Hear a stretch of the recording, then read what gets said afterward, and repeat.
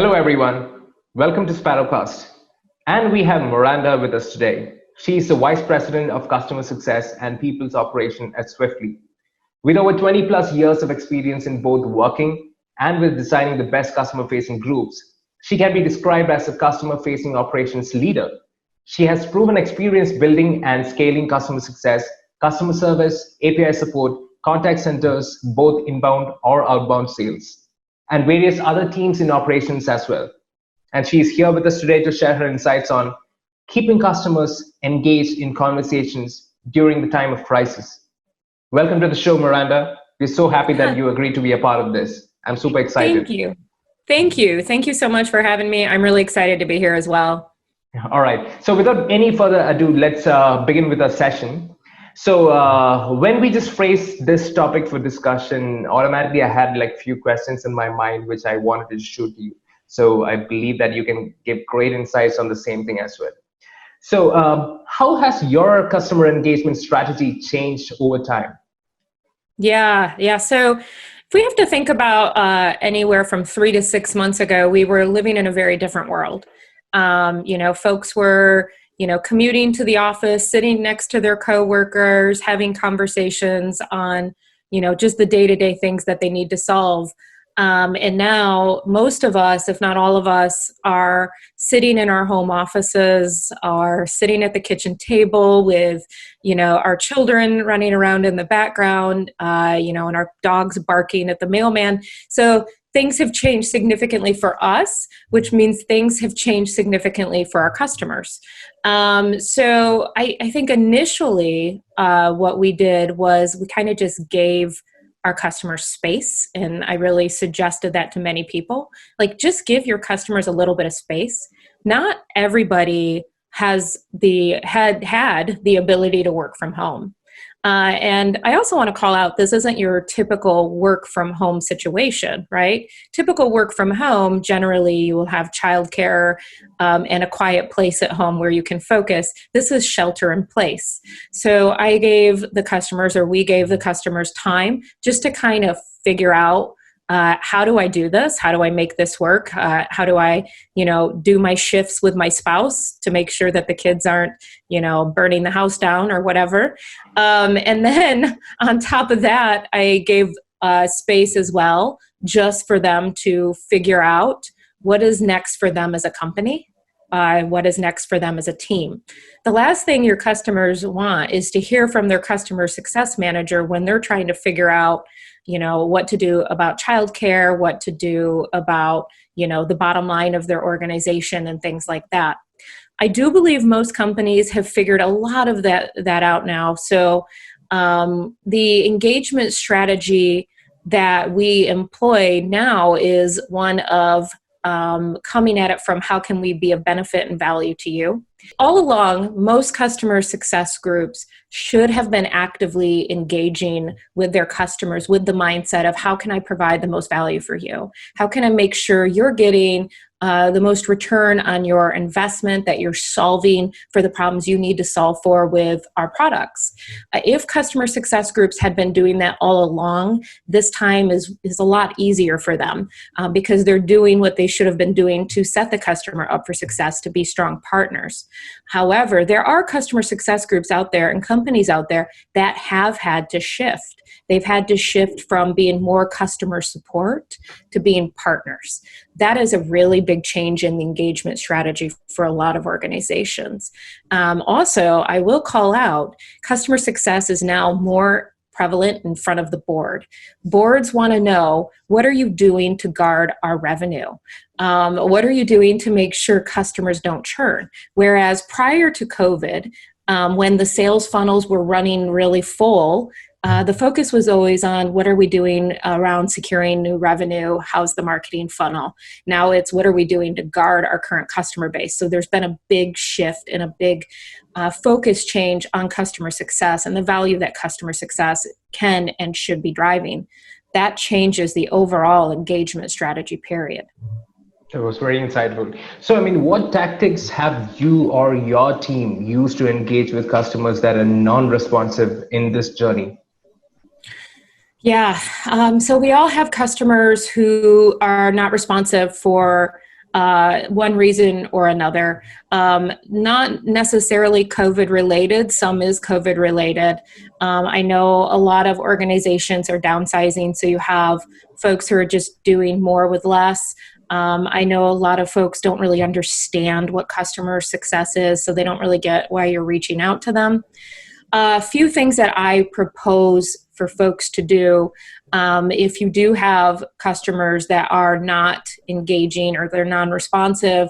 One, make sure you're setting that relationship up right from the gate. So the minute that customer signs, make sure they understand what is customer success, why are you here, what value are you going to drive? Like if you set that up out of the gate, it makes it a lot easier down the line. Two, if it's already past that and you now need to prove who you are, why you're there. Another thing that we've done is setting up a business review with them and setting up like examples of what you are going to, give to them in the business review, what value they're going to get out of it. Really painting a picture of what the value is for them. A lot of the engagement or outreach I get from my customer success managers, not all of them, but a lot of them is engage with me. Tell me what's going on. What tactics have I taken, or I've had my teams take it, or what tactics have I took, English, it's tough today, or have I had my teams take to help engage those non-responsive customers? Well, there are many that you can do. First thing first, I always tell people to put the customer hat on. Understand what possibly could be resulting in them not being responsive or not engaging. If you can understand the why, that will sometimes tell you the how. So a few tactical things you can do, though, some are very simple, is take a look at how they're using your product. What are the initial goals that they set up when you started out on the relationship? Have they met those goals? If not, how can you utilize that information to actively help them engage? Really think about what they could be going through on their end. A lot of companies are, laying people off, which means your contact or others within that organization could be doing more work with less. How can your tool help, them gain efficiencies? How can your tool help save money on the bottom line? Figure out how to message that and get that information over to them. Another thing that we've done is set up business reviews with our key stakeholders. Now, a lot of people cringe when they hear, QBRs or executive business reviews, but there can be a lot of value driven from these business reviews if you have the right folks in the room and you're talking about the right topics. So think through what matters to your customer and engage with them on those topics. Think through things as a partner, not as a vendor. A partner wants their other partner or our customer to be incredibly sticky and incredibly successful in the product. What does that look like? And bring that all to the business review. Talk about usage, talk about goals, talk about tactics that you could do to save them time, save them money, make it incredibly valuable for them and their time. Just always put the customer hat on, though. But how do you tend to bring a balance to the whole situation? Say, for instance, when there's so much of external noise which happens outside, how do you hold conversations with your customers while still maintaining a strong empathy? Yeah, so that's a really good question, right? And we talked about this a little bit earlier. Our customers, just like us, we're now sitting in our living room, sitting in our home offices with a lot of things going on. To be fair, we've always, as a society, have had a lot of external noise, but now it's just amplified. So I think first, be a human to your customer, get to know them a little bit, understand maybe what that external noise is, empathize with them, share a little bit. I have customers that I know their children's names. I know that their children were in college, for example, and now they're back at home. I know customers who have little ones, who have pets sleeping in the corner like I do, right? So get to know them a little bit, get to know their struggles, build that rapport, build that human connection. Okay, because we are humans first. And building that rapport and that human connection doesn't mean that you can't be professional and still have that strong business relationship. It just means it helps you open that door a little bit more during times like this. And it helps you cut through that external noise to get to really what the customer needs and what they're trying to solve for in their day-to-day. All right. So do you actually think that customer success leaders should change the structure of their team at all? That's a really good question. And it's a fascinating one. Initially, when I was thinking through, the structure of teams and if we should change them, I thought, no, if it's been working, why change it? But then I thought, if your goals are changing, which a lot of customer success teams are, then you may need to rethink through the structure of your team. So let me give you an example.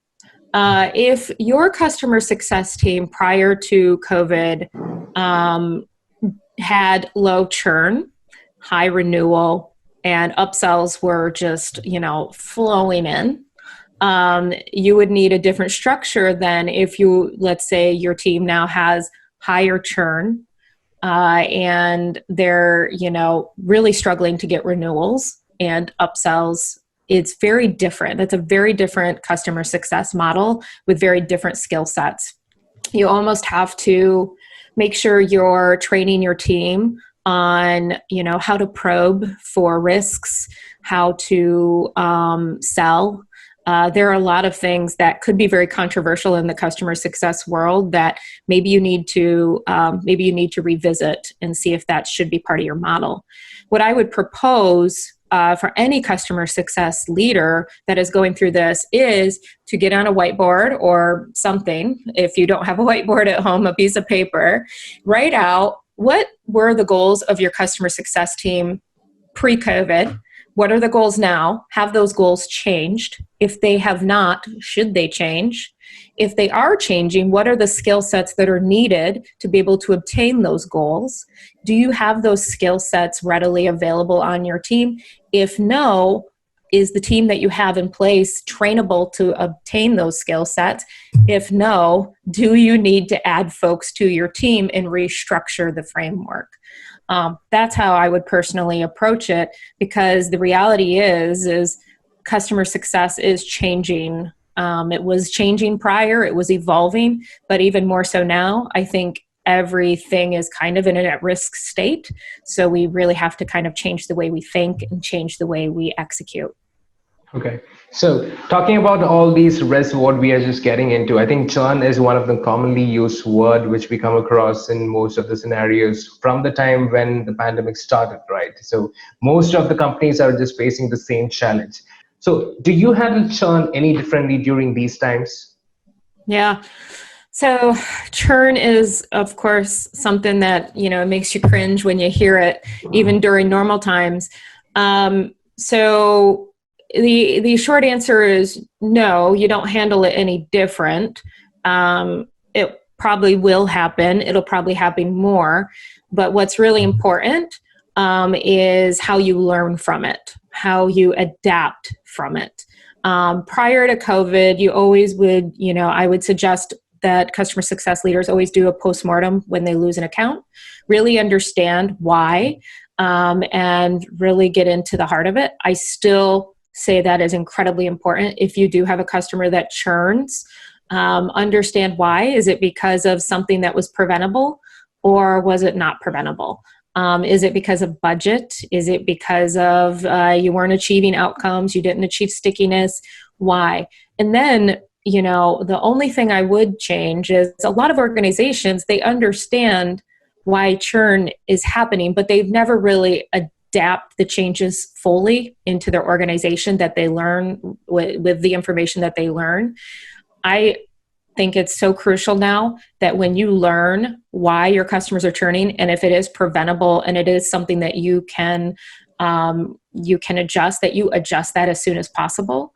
because it's, we're in a time where it's going to be harder to acquire customers, most likely. So you're going to want to really learn and adapt quickly in order to continue to retain the customers you have. Perfect. So, Miranda, that was truly an amazing session, and I'm sure that our audience too appreciates insights and thoughts you just shared with us. Could you just, share us your key takeaways that you would like to spread to the crowd? Yeah. I think if you take away a few things from this conversation, which I hope you do, first is understand what your customer's new normal is and adjust your engagement strategy accordingly. If you do have non-responsive responsive customers, once again, understand what their goals are and what you set out to solve for and how you can get that information across to them, and make sure you're talking to the right individuals. Also start with a place of empathy. If you're building, especially on the B2B side or the enterprise accounts, if you're building out these relationships with your customers, get to know them a little bit, understand them on a professional level, but also just understand them on a personal level, what they could have going on in their life so you understand the noises. And then definitely scope out the structure of your team and look at the skill sets that you need to be successful in this new normal. Super excited. So once and all, thanks a lot for your time and for sharing your thoughts over here, Miranda. And we shall see you again in the next SparrowCast. Wonderful. Thank you so much for having me. It's always a pleasure.